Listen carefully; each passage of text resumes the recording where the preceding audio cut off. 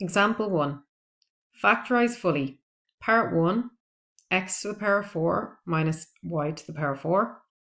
And part 2, 12x squared minus 75y squared. So part 1, x to the power 4 minus y to the power 4.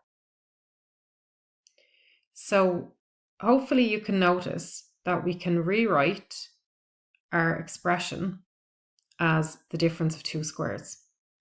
So x to the power 4 can be rewritten as x squared raised to the power 2, or x squared squared. And that is because of one of our laws of indices. When raising a power to a higher power, we multiply the power. So we're using that law in reverse. So x to the power 2 raised to the power 2. We do 2 times 2 to give us 4.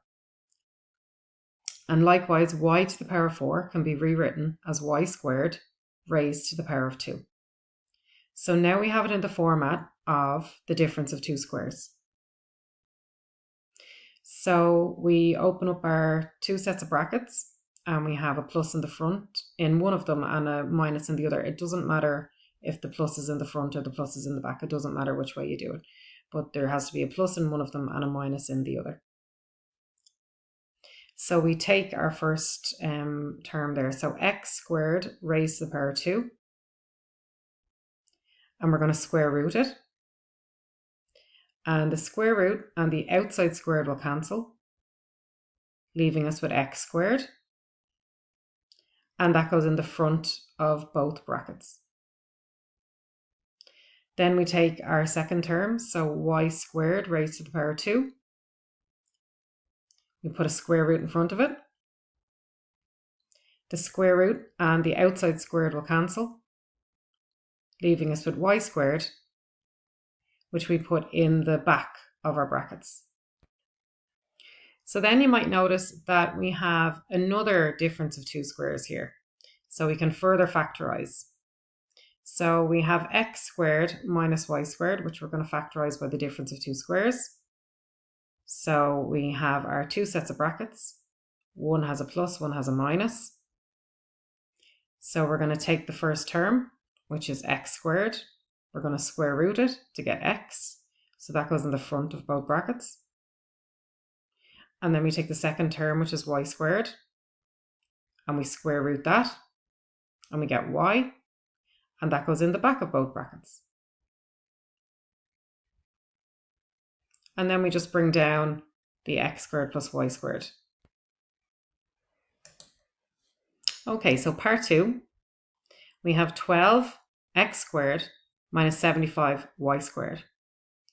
So we start off and we see that we can do the HCF, so we can find the highest common factor, and that's 3.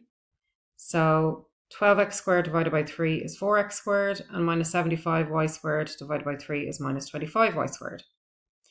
So we've taken out the highest common factor, so now we can further factorize what's inside the brackets. And we're going to rewrite inside the brackets as the difference of two squares. So hopefully you notice that 4x squared is a square number and 25y squared is a square number, and we have a minus, so we have the difference of two squares again. So we're just going to rewrite it first. So 4x squared can be rewritten as 2x to be squared, and 25y squared can be rewritten as 5y to be squared. So now we have it in the format of the difference of two squares. So we bring down the 3, and then we have our empty brackets. One's a plus and one's a minus. We're going to take this term, 2x to be squared. We're going to square root it. The square root and the squared will cancel, leaving us with 2x. And 2x goes in the front of both brackets. So then we take the 5y to be squared and we square root it. And the square root and the squared will cancel, leaving us with 5y. And 5y goes in the back of both brackets.